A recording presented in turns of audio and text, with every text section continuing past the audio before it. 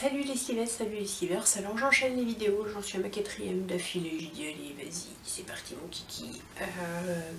Là je vais vous faire un peu une vidéo en vrac sur le suivi de la sleeve et ce qui m'arrive en ce moment. Déjà je vais commencer par un petit coup de gueule, un truc que je comprends pas. Sur les réseaux sociaux, Instagram, Facebook, alors on ne le voit pas sur YouTube ce genre de choses, mais beaucoup sur les forums de sleeve, des gens qui, sous prétexte qu'ils ont été opérés, mangent n'importe quoi. Alors je pense que j'en avais déjà parlé dans une autre vidéo, mais c'est assez quand même gonflant de voir des trucs comme ça. Alors, sous prétexte que effectivement la première année, voire les 18 premiers mois après l'opération, que tu manges de la merde ou que tu manges normalement, tu perds. Voilà, il n'y a pas de souci là-dessus, tu peux manger quasiment ce que tu veux. Il y a des gens qui, alors comme moi, si au début j'avais mangé du sucre, j'aurais fait un dumping. Alors pourtant les sleeves apparemment font moins de dumping que pour les bypass, mais moi je mangeais du sucre ou je mangeais trop gras. Au début, ça me ratatinait la tronche et puis je mettais 1 heure à m'en remettre. Et là, je vois des gens qui sont au premier mois, qui limite vont mixer leurs frites pour faire du mixé, qui demandent si elles peuvent aller manger au McDo, qui montrent leurs assiettes. Ouais, en général, c'est des féculents. Tu vois des féculents, tu vois un peu de protéines, tu vois pas de légumes. Les fruits, ils ont disparu. Et puis, alors j'ai vu sur un des forums qu'une nana avait demandé si on pouvait mixer des Twix, je crois, ou je sais plus, un truc comme ça, pendant le premier mois pour en manger. Mais, allô quoi, si t'as pas de shampoing, non c'est pas grave. Si t'as une sleeve, mange pas n'importe quoi. Donc c'est mon coup de gueule. Quand on est opéré, l'opération c'est bien une aide, mais c'est pas la solution miracle. C'est-à-dire que si tu fais pas gaffe à ce que tu manges les premiers mois, ou même après de toute façon, il va se passer un truc. C'est très bien au début, tu vas perdre beaucoup. Mais peut-être tu vas reprendre beaucoup aussi après parce que tu n'auras pas changé tes habitudes alimentaires. Donc, je veux pas être là pour prêcher quoi que ce soit, mais je comprends pas. Je comprends pas qu'il y ait encore ce genre de questions. Est-ce que je peux aller manger au McDo?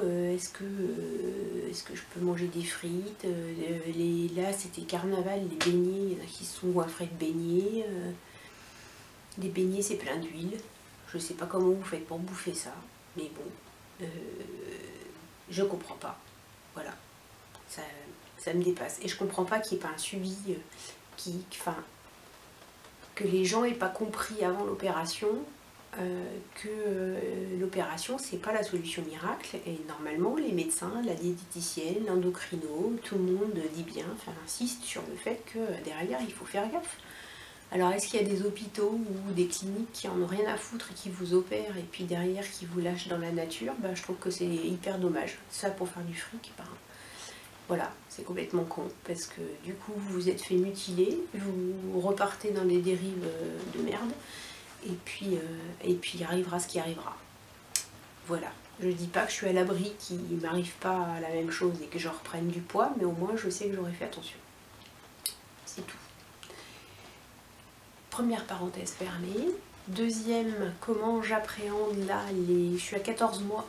14, non, j'arrive à 16 mois de l'opération. Donc là j'ai un gros coup de...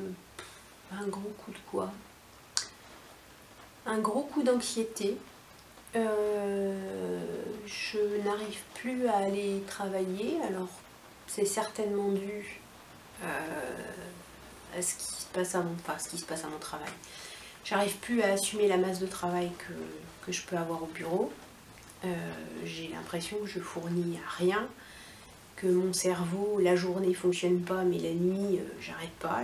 Alors la nuit, je travaille de 3h à 6h du matin, j'arrive pas à dormir et donc je cogite et je bosse. Donc je fais des projets, des trucs, et puis la journée, je suis incapable de faire quoi que ce soit. Et puis il y a des choses qui s'entassent, ma messagerie elle est en train d'exploser, et j'ai l'impression que je peux vraiment plus rien gérer. Donc là j'ai dit stop, je vais pas foutre en l'air. Je l'ai ressenti aussi, alors je le ressens pas que nerveusement, je le ressens aussi physiquement, dans le sens où j'ai eu de plus en plus de mal à manger ces derniers temps, que quand je mangeais au bureau j'avais hyper mal, que la nuit j'avais des brûlures d'estomac, et je me suis dit t'es en train de foutre en l'air l'opération, et il faut arrêter quoi. Donc là j'ai un traitement contre l'anxiété pour essayer de tasser un peu, sachant que ça change pas grand chose. La journée je suis un peu en mode larve et la nuit je suis très en mode psychopathe. Je réfléchis beaucoup, je fais plein de choses la nuit, comme je vous disais. J'ai pas l'impression que c'est caché de face quoi que ce soit. Si, la journée ça m'apaise, mais voilà, j'ai du mal. Alors, est-ce que c'est lié à l'opération? Est-ce que c'est lié au travail? Est-ce que c'est un mélange des deux? Je sais pas. Donc, je vais aller en consultation psychologue avec la psychologue de la clinique bientôt pour savoir un peu ce qui se passe. Donc ça c'est la première chose. La deuxième chose, c'est que j'ai vraiment du mal avec le changement physique, c'est-à-dire que si je me regarde comme ça, là je me regarde comme ça, je me vois obèse. C'est pour ça aussi que je fais beaucoup de vidéos et beaucoup de photos, parce que c'est le seul moyen que j'ai de voir que j'ai maigri. J'ai un gros problème avec mon ventre. J'ai l'impression d'avoir une bouée énorme, et puis toujours d'avoir cet estomac. Alors on me dit oui mais non, avant t'avais un estomac énorme, t'avais du bide, là t'as plus rien, mais j'ai toujours l'impression d'avoir cette boule là sur le ventre qui part pas, alors que voilà, si j'écoute les gens ils me disent que si, mais non je suis désolée, j'ai un truc, c'est tout détendu, c'est dégueulasse. La poitrine, n'en parlons pas. Alors là, je fais une fixette aussi sur la poitrine, c'est que j'en ai. Alors, je fais toujours un bonnet DE parce que mes soutifs, c'est toujours. Les bonnets sont toujours les mêmes. Je fais en tour, je suis passée du 110 au 85. Mais le bonnet, je le remplis parce que, en gros, je vais vous faire la caricature, mais t'as le nichon qui tombe, tu l'emballes dans ton soutif là, et puis tu l'enroules quoi. Parce que c'est que de la peau. Donc je sais pas si, non, je vais pas vous montrer parce que je vais pas me foutre à poil non plus. Mais en gros, là, ce que j'ai aujourd'hui comme poitrine, c'est de la peau. Et c'est de la peau qui pendouille, donc c'est dégueulasse. Voilà, donc j'ai beaucoup de mal avec ça aussi. Donc je me suis couper les cheveux pour essayer de changer un peu. Je fais toujours beaucoup de sport pour essayer de retendre un peu et puis garder. De toute façon, le sport aujourd'hui, c'est une alternative à la bouffe. Donc il faut que j'y aille. Voilà. Donc c'était le coup de mou du mois. Je sais pas comment ça va avancer. J'espère que... Alors je suis plutôt quelqu'un normalement d'optimiste. Donc, enfin optimiste non.